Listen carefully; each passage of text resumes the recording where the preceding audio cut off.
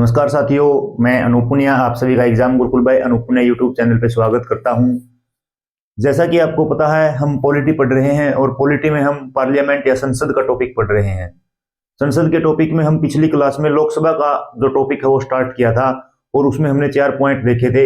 हम देख चुके थे first past the post system, यानी जो कैंडिडेट ज्यादा वोट प्राप्त करेगा वो क्या होगा, विजेता होगा, उसको क्या है इलेक्टेड डिक्लेयर कर दिया जाएगा। ठीक है, तो आज हम फिफ्थ पॉइंट देखेंगे लोकसभा में। फिफ्थ पॉइंट क्या है?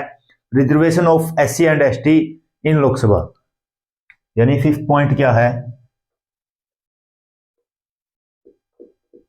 Reservation for SC and ST in Lok Sabha. ठीक है, यानी लोकसभा में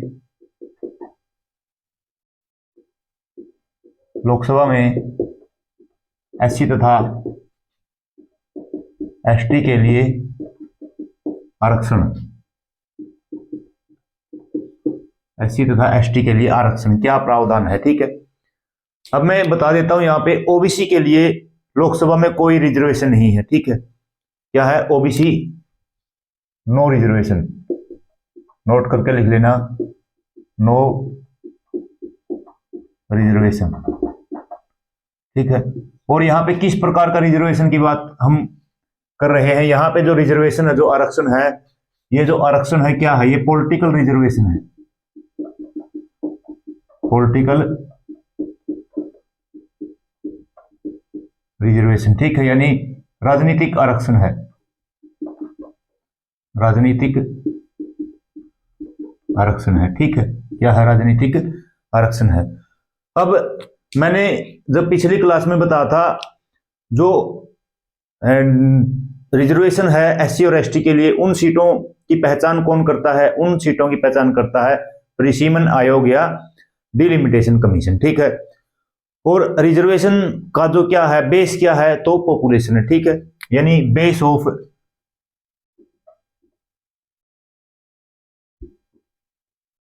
बेस फॉर रिजर्वेशन, आरक्षण का आधार क्या है?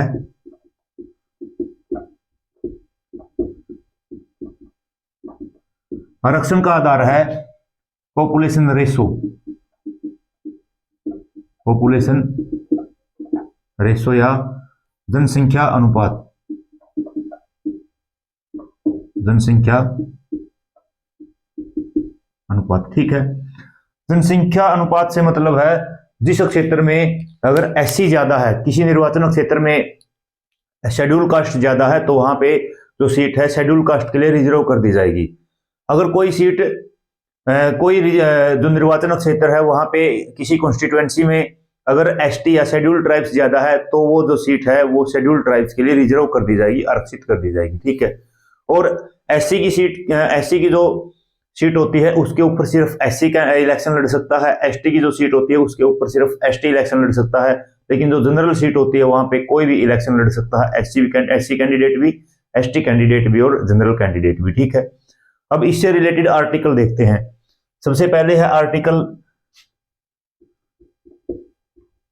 330 330, अनुच्छेद 330। इसमें दिया हुआ है reservation for SC and ST in Lok Sabha,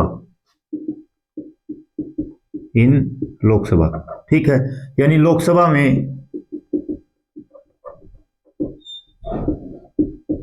SC तथा एसटी का आरक्षण, एसटी का आरक्षण। ठीक है, और अब हमारे देश में कितनी सीट रिजर्व है? एससी के लिए 84 सीट्स हैं रिजर्व। ठीक है, और एसटी के लिए 47 सीट्स रिजर्व है। ठीक है, कितनी? 47 सीट रिजर्व है। तो जो लोकसभा में एससी और एसटी के रिजर्वेशन की बात किस आर्टिकल में की गई है? वो है आर्टिकल 330 अनुच्छेद 330 में। ठीक है, उसके बाद आर्टिकल 331, आर्टिकल 331 में क्या है? आर्टिकल 331 में है रिजर्वेशन ऑफ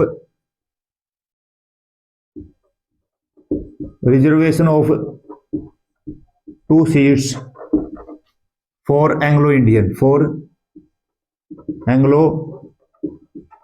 ठीक है, यानी आंग्ल भारतीयों के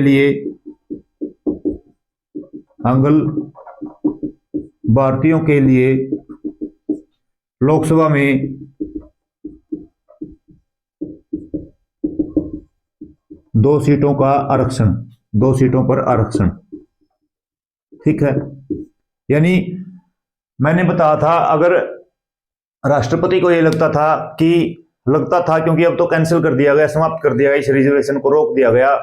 अगर राष्ट्रपति को ये लगता था कि जो लोकसभा में एंग्लो इंडियन का जो रिप्रेजेंटेशन है उसकी नंबर सही ही नहीं है, यानी कम लोग क्या है एंग्लो इंडियन रिप्रेजेंट करते हैं, एंग्लो इंडियन कम लोग इलेक्ट होके आते हैं, तो राष्ट्रपति अगर चाहता तो 2 जो एंग्लो इंडियन है मेंबर हैं उनको क्या कर सकते, लोकसभा में मनोनीत कर सकते थे, ठीक है। लेकिन फिर क्या हुआ, 104वां संविधान संशोधन 104th कॉन्स्टिट्यूशनल अमेंडमेंट एक्ट 2020, 104वां संविधान संशोधन 2020 में क्या कर दिया गया, इसको सीज कर दिया गया, सीज इज द रिजर्वेशन, ठीक है। यानी आरक्षण पर रोक लगा दी, आरक्षण पर क्या लगा दी, आरक्षण पर रोक लगा दी, ठीक है। तो ये 2 आर्टिकल से किससे रिलेटेड है, ये लोकसभा से रिलेटेड है, for Anglo Indian in Lok Sabha, ठीक है। तो यहाँ पे लोकसभा से रिलेटेड है। मैं विधानसभा के भी आपको यही करवा देता हूं कि विधानसभा से रिलेटेड क्या है। अब देखो आर्टिकल जो 332 है, अनुच्छेद 332 है, उसमें जो लोकसभा में जो एससी और एसटी का रिजर्वेशन है उसकी बात की गई है, यानी एससी और एसटी की जो सीटें कितनी रिजर्व होगी, प्रत्येक जो राज्य है उसके अंदर उसका रिजर्वेशन की बात कहाँ की गई है, आर्टिकल 332 में, ठीक है, आर्टिकल 332 में। तो वो देखते हैं आर्टिकल 332,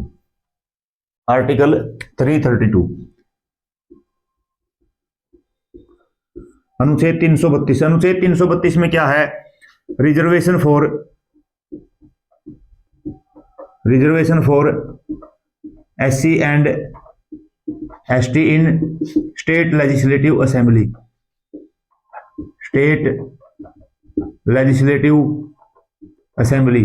ठीक है। यानी राज्य विधानसभा में एससी तथा एसटी के लिए आरक्षण,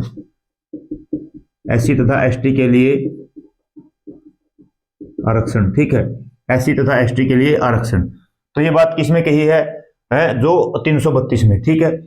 और उसके बाद 333 में क्या कहा है, 333 में कहा है राज्य विधानसभा में एंग्लो इंडियन के लिए रिजर्वेशन, 1 सीट का रिजर्वेशन, ठीक है। आर्टिकल 333, अनुच्छेद 333 में क्या कहा, reservation of 1 seat for Anglo Indian in state legislative assembly,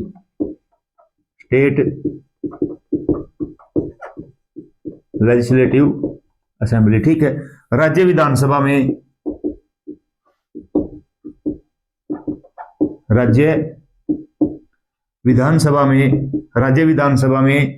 1 seat आंग्ल भारतीयों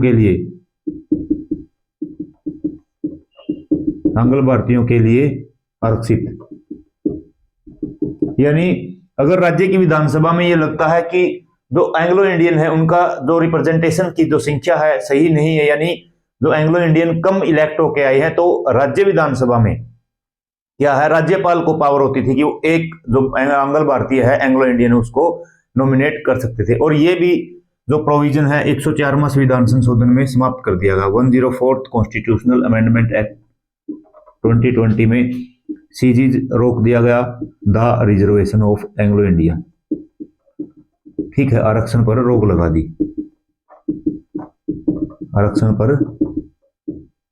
दी, ठीक है, आरक्षण पर क्या लगा दी, रोक लगा दी। तो ये जो 2 आर्टिकल हैं ये है राज्य विधानसभा से रिलेटेड। इससे पहले जो 2 आर्टिकल 330 और 331 देखा हमने, वो किससे रिलेटेड है, वो लोकसभा के रिजर्वेशन से रिलेटेड है, ठीक है। उसके बाद रिजर्वेशन से रिलेटेड एक और आर्टिकल है, वो आर्टिकल है आर्टिकल 334। उसमें देखते हैं फिर क्या है, आर्टिकल 334 में क्या दिया हुआ है।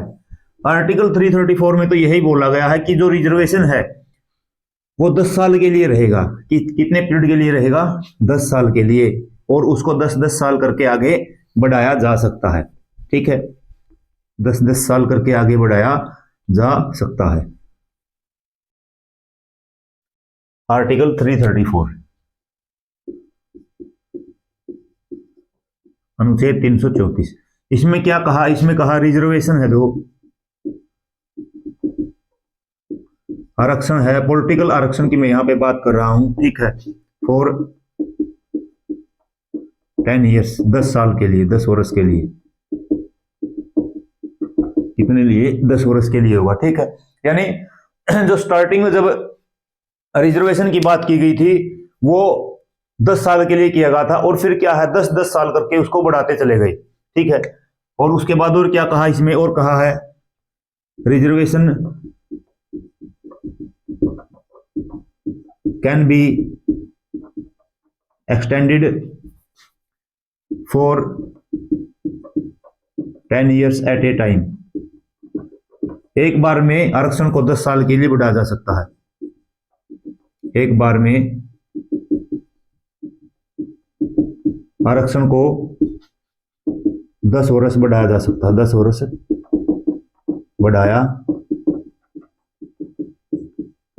जा सकता है, ठीक है। कितने वर्ष, 10 वर्ष के लिए बढ़ाया जा सकता है, ठीक है। यानी एक बार 10 वर्ष बढ़ाया, फिर 10 वर्ष बढ़ाया, ऐसे करके देखो। अभी जो 104वां संविधान संशोधन हुआ, 104वां संविधान संशोधन हुआ, फिर उसमें देखते हैं, उसमें रिजर्वेशन को बढ़ाया गया है, तो उसमें देखते हैं क्या कर दिया गया रिजर्वेशन। 104वां संविधान संशोधन है, इंपॉर्टेंट है, इसको आप याद भी रखोगे, क्योंकि एंग्लो इंडियन का जो रिजर्वेशन तो समाप्त कर दिया गया इसी संशोधन के अंदर। तो अब देखते हैं 104वां संविधान संशोधन, 104th कॉन्स्टिट्यूशनल अमेंडमेंट एक्ट 2020। इसमें क्या किया गया, इसमें सबसे पहले तो क्या किया गया, जो रिजर्वेशन इन लोकसभा है, reservation for SC and ST इन लोकसभा, लोकसभा में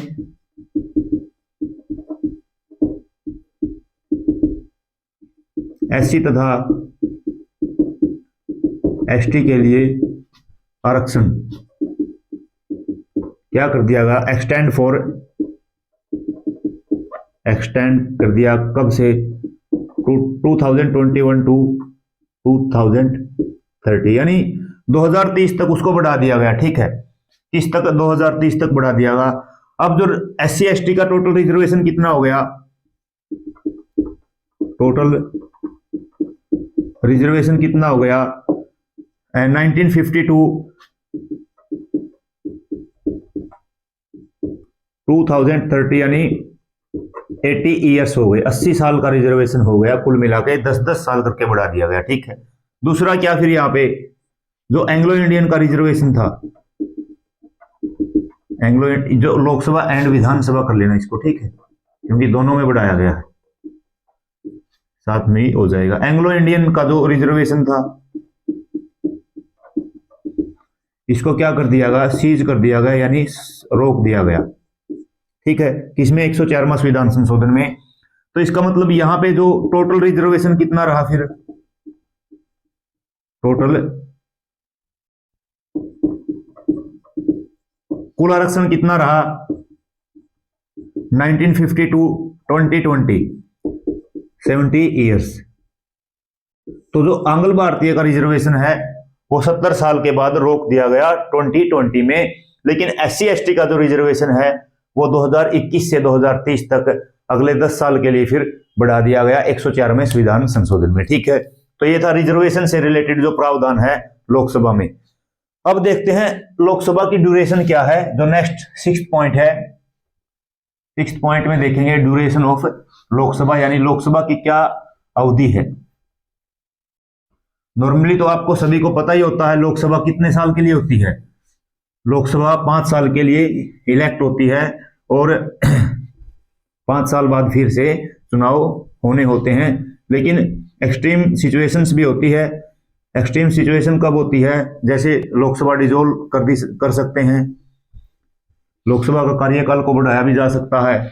मैंने बताया था किसमें, इमरजेंसी या रिजर्वेशन में, सॉरी इमरजेंसी या आपातकाल में। तो आपातकाल में क्या है, लोकसभा का जो कार्यकाल है वो बढ़ाया जा सकता है। तो देखते हैं ड्यूरेशन ऑफ लोकसभा 6 पॉइंट है जो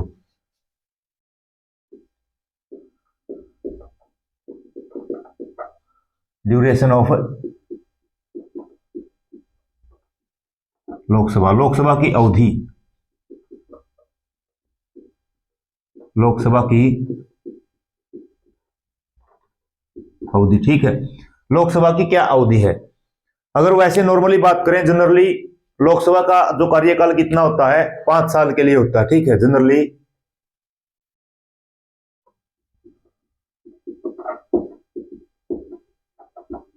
5 ईयर्स, 5 साल का होता है, ठीक है।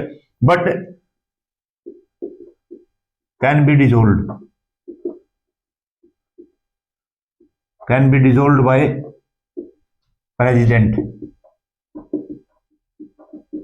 राष्ट्रपति द्वारा इसका विघटन भी किया जा सकता, भंग किया जा सकता है। राष्ट्रपति द्वारा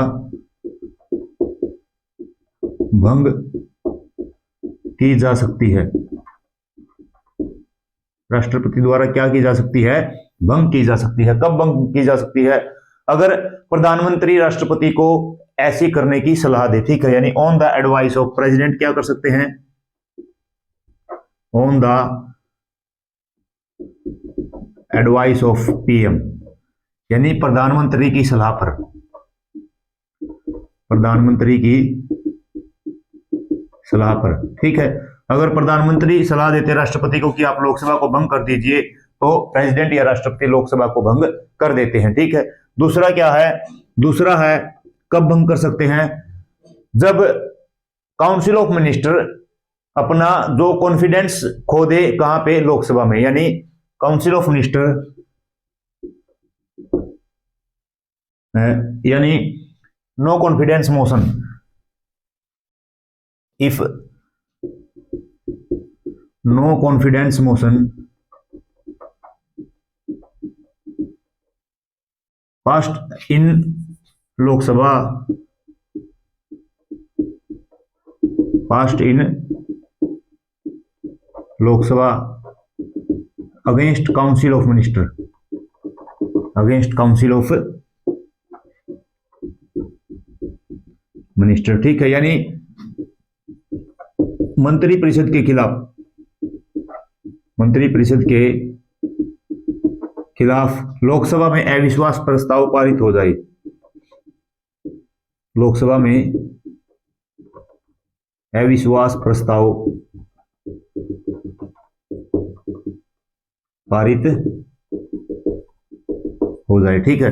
लोकसभा में क्या पास हो जाए, अविश्वास प्रस्ताव, यानी जो मंत्री परिषद कहें या कहें जो पार्टी है सत्ता में है, वो लोकसभा में अपना अविश्वास प्रस्ताव उनके खिलाफ अगर पास हो जाता है, या ऐसे बोले तो वो अपना विश्वास सदन में खो दें, सदन में अपना विश्वास खो दें, तो फिर राष्ट्रपति क्या है, राष्ट्रपति लोकसभा को भंग कर सकते हैं, राष्ट्रपति लोकसभा को भंग कर सकते हैं, उसको डिसॉल्व कर सकते हैं, ठीक है। अब ये तो था बीच में भंग करने की बात। क्या जो लोकसभा का कार्यकाल बढ़ाया जा सकता है, बढ़ाया जा सकता है। अगला पॉइंट क्या है, ड्यूरेशन ऑफ लोकसभा में, the term of Lok Sabha, term of Lok Sabha, Lok Sabha का कार्यकाल can be extended for 1 year at a time, 1 year at a time during national emergency, at a time during national emergency, ठीक है। राष्ट्रीय आपातकाल के दौरान, राष्ट्रीय आपातकाल के दौरान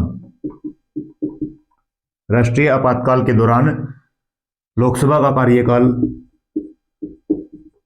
लोकसभा का कार्यकाल एक बार में 1 वर्ष के लिए बढ़ाया जा सकता है। एक बार में 1 वर्ष के लिए, 1 वर्ष के लिए बढ़ाया जा सकता है। 1 वर्ष के लिए बढ़ाया जा सकता है, ठीक है। और ये क्या है, कितनी बार भी बढ़ाया जा सकता है, ठीक है, यानी can be extended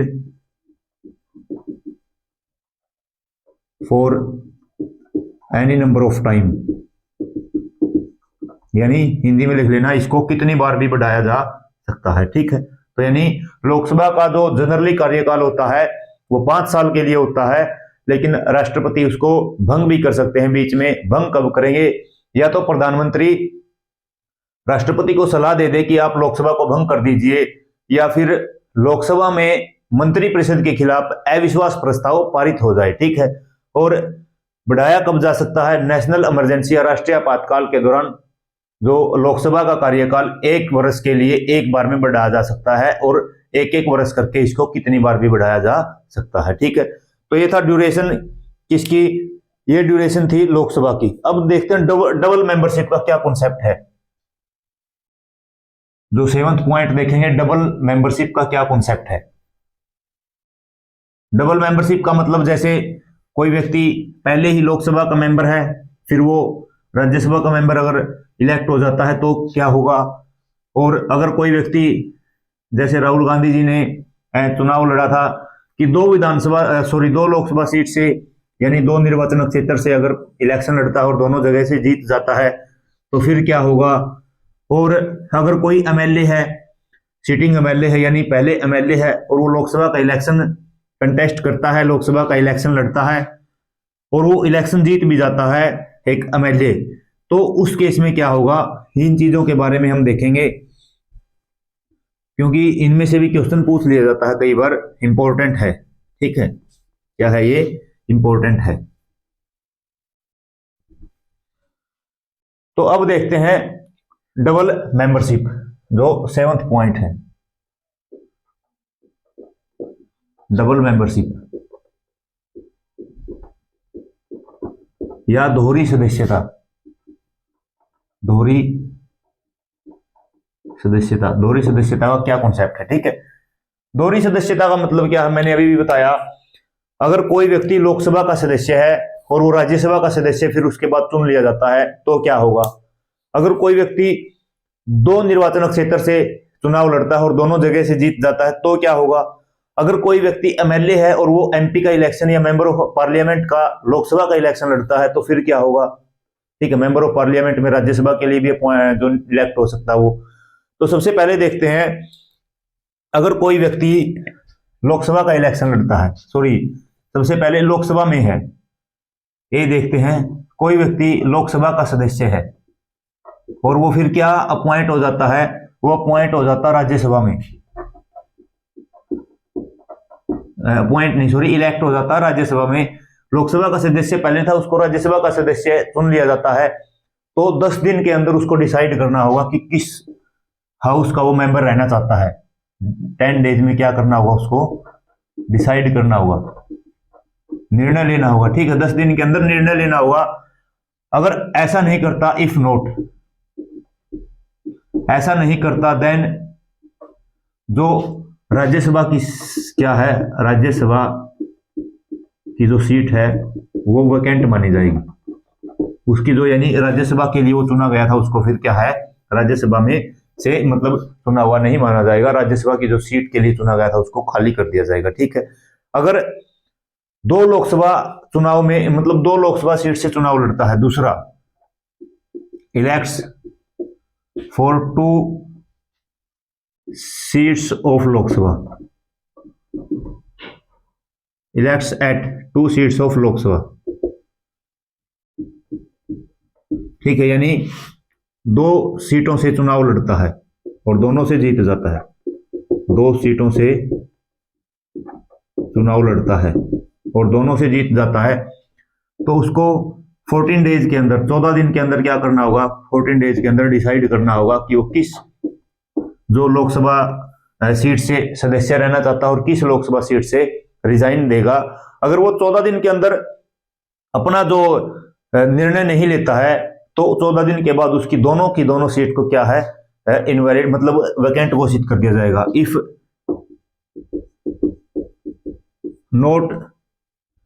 if not सच, अगर ऐसा नहीं करता वो, मतलब वो निर्णय नहीं लेता 14 दिन के अंदर, जो बोथ सीट हैं, दोनों सीट हैं, वो क्या है, वैकेंट मानी जाएगी या खाली मानी जाएगी।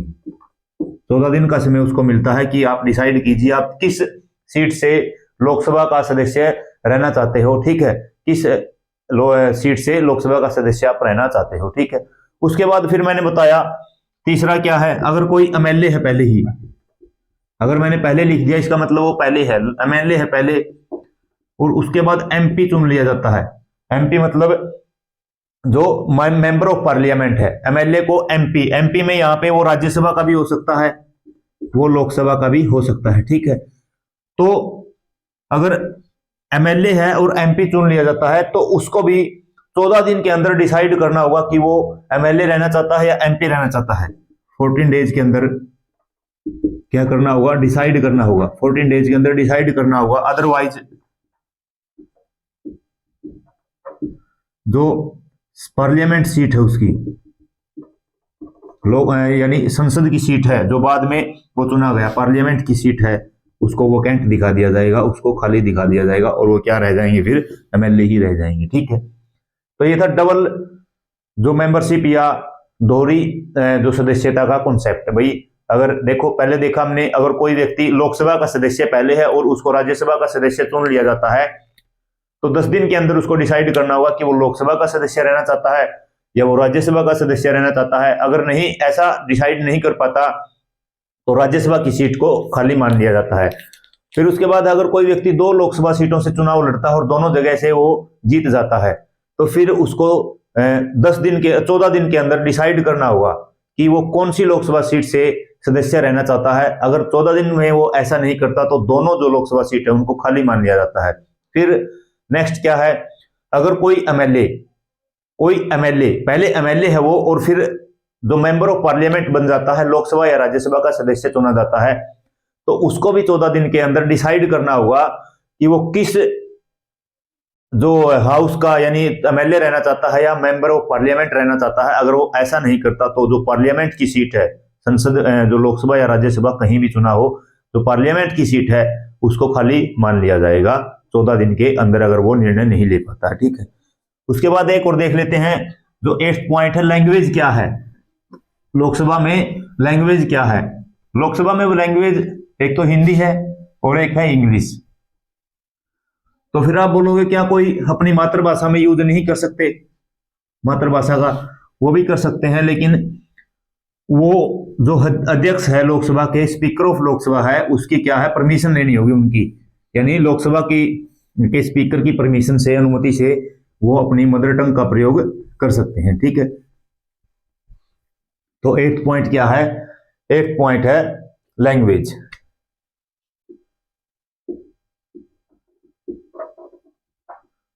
भाषा क्या होगी, कहां पे भाषा लोकसभा में क्या होगी। अगर लोकसभा लैंग्वेज है लोकसभा में,